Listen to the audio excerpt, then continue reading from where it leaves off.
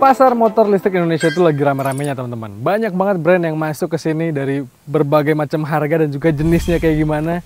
Tapi ini, motor listrik yang akan kita bahas kali ini adalah motor listrik yang rasanya masuk ke dalam salah satu jajaran yang paling menarik. Kira-kira apa dia? Ini dia teman-teman, Charge Rimau.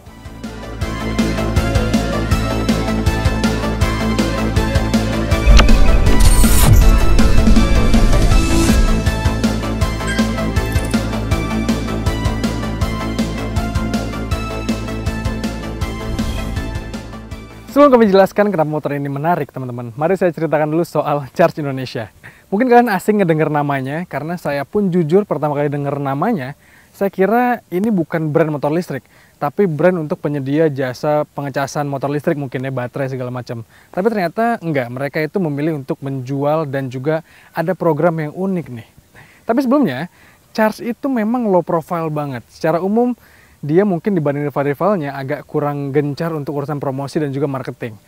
Kita tahu dia ini melawan VR, Niu, terus juga Gesit, sampai Alfa yang paling galak untuk urusan promosi. Tapi dia memilih untuk bermain low profile. Dan rasanya itu strategi yang tepat teman-teman. Karena di awalnya Charge itu memilih untuk tidak menjual motornya, melainkan menyediakan untuk berlangganan atau subscription gitu. Dan itu adalah program yang menarik. Tapi sekarang mereka udah menjual motornya. Dan Charge Rimau ini dijual dengan harga 48 juta rupiah on the road DKI Jakarta. Dan harga segitu menurut kami menarik teman-teman. Dan juga worth it.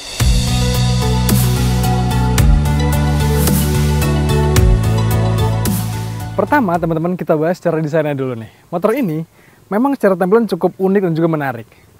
Desainnya menurut kami pas dengan selera orang-orang Eropa teman-teman. Karena memang motor ini itu secara umum dijual secara global dengan nama V-Moto Super Soco VS1.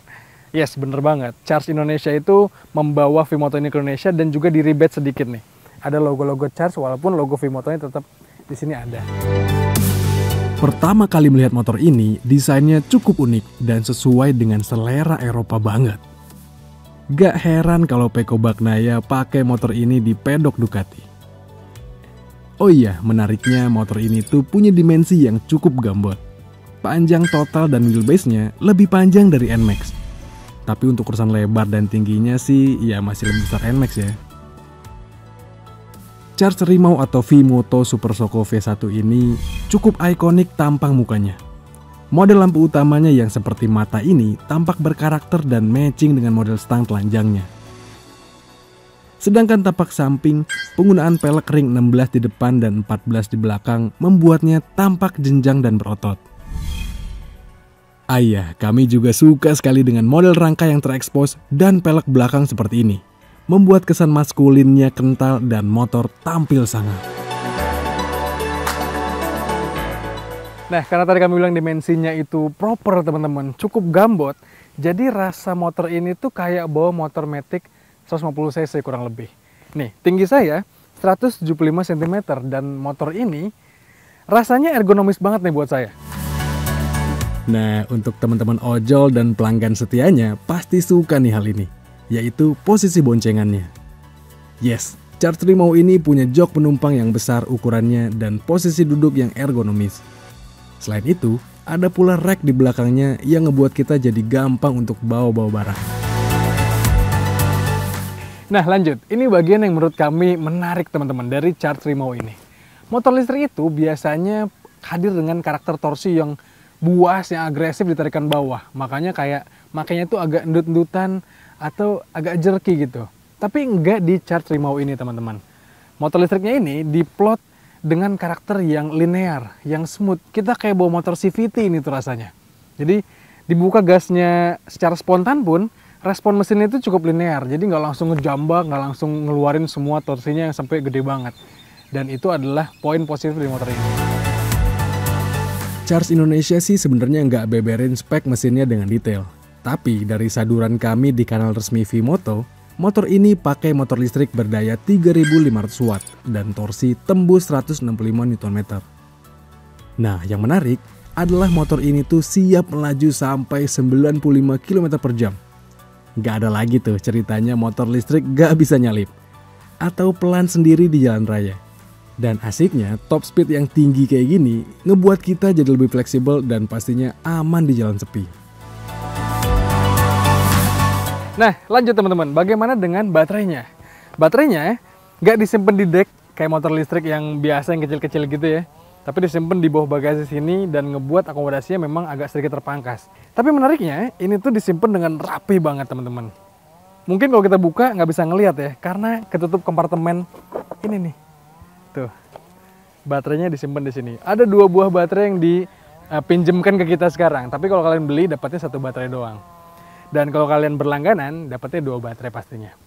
Baterainya berkapasitas 2,7 kWh atau 60 volt 45 ampere hour. Diklaim baterainya ini kalau dalam keadaan terpasang 2 buah gini bisa menempuh jarak 200 km jauhnya teman-teman. Berarti Jakarta Bandung bisa lah ya. Tapi kalau pakai 1 aja sebenarnya udah menjanjikan banget jarak tempuhnya.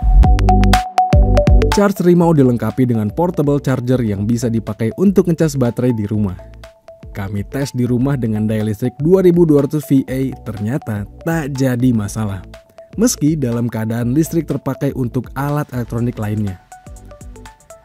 Ngecas 5 jam baterai 0% bisa terisi sampai 80%. Artinya untuk ngecas sih, tinggal ditinggalin semalaman dan pagi sudah ready untuk dipakai gas lagi. Iya teman-teman, memang secara jarak motor ini tuh menarik banget. Apalagi untuk kita yang pengguna harian, yang kalau jarak tempuhnya mungkin nggak terprediksi. Atau teman-teman di ojek online kali ya, yang jarak tempuhnya pastinya panjang banget.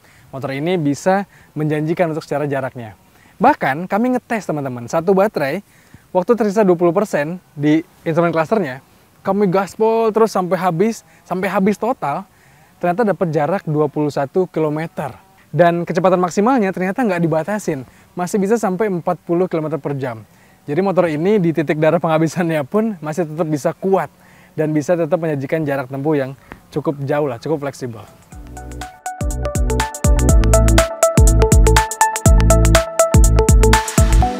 Seperti biasa di Autotest kita pasti akan ngebahas juga kelebihan dan kekurangannya. Mari kita bahas dari kelebihan dulu. Dan yang pertama teman-teman, motor ini tuh hadir dengan fitur yang lengkap banget. Nih lihat. Ada sistem keyless-nya, ada alarm juga di sini, terus instrumen clusternya. Kita nyalain dulu ya. Nih ada suaranya. Instrumen clusternya juga lengkap banget datanya, sampai ada USB port. Jadi motor ini lengkap banget secara fitur. Kelebihan yang kedua adalah dari motor listriknya teman-teman. Motor listriknya ini punya karakter yang linear dan juga nggak endut-endutan, sama top speednya juga jempolan.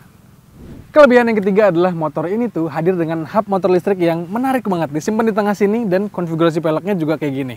Membuat motor ini gampang untuk mau ganti ban ataupun mau tambal. Dan kelebihan terakhir adalah motor ini tuh menariknya ditawarkan dengan program berlangganan. Rp1.650.000 per bulan untuk nyobain motor ini. Rasanya menyenangkan untuk teman-teman di ojol.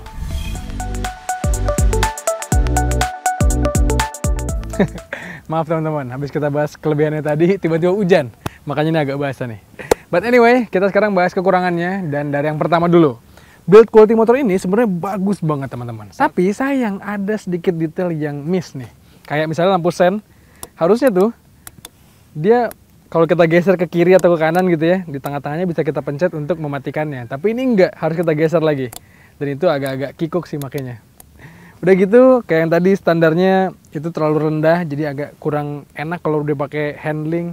Dan motor ini tuh teman-teman, di area kemudinya, entah kenapa agak rame banget sini nih. Jadi kayaknya perlu dirapiin dikit lah. Kekurangan yang kedua, ini datang dari petugas parkir kantor kami teman-teman. Katanya, nih, motor ini tuh berat banget untuk dipindah-pindahin. Dan juga, entah kenapa ini kayak hubnya agak nahan gitu, atau kayak rasanya tuh kayak sepatu rem yang terlalu dalam. Jadi kalau dimajuin motor ini tuh agak-agak berat gitu rasanya. Dan ini salah satu kelemahannya untuk tukang parkir. Dan kekurangan terakhirnya adalah sayang sekali teman-teman, Charge Indonesia itu masih belum lebar sayapnya. Dan untuk saat ini baru hanya bisa dinikmati sama warga Jabodetabek aja. Dan motor ini padahal menarik sekali dengan segala kelebihannya dan juga impresi berkendara yang menyenangkan. Harusnya Charge sudah bisa lah ekspansi ke seluruh Indonesia.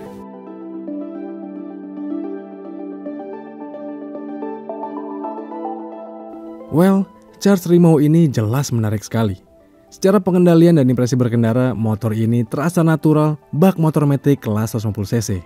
Dan fiturnya pun cukup komplit.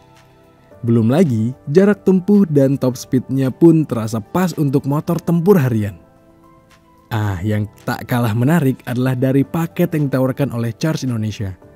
Tak hanya bisa beli motor ini dengan harga Rp33.500.000, kita juga bisa berlangganan atau sewa motor ini dengan budget Rp1.650.000 per bulan.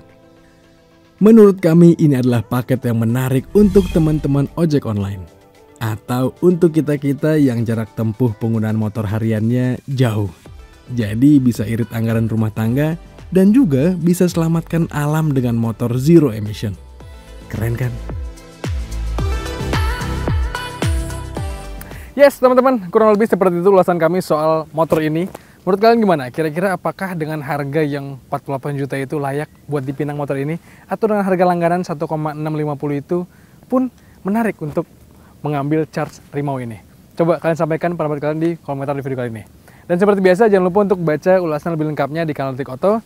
Dan juga tonton video dari kami di kanal 20 Detik dan juga kanal YouTube Detik Auto. Jangan lupa untuk kalian subscribe juga. Teman-teman kalau gitu sekian aja, saya pamit. Stay safe dan bye-bye.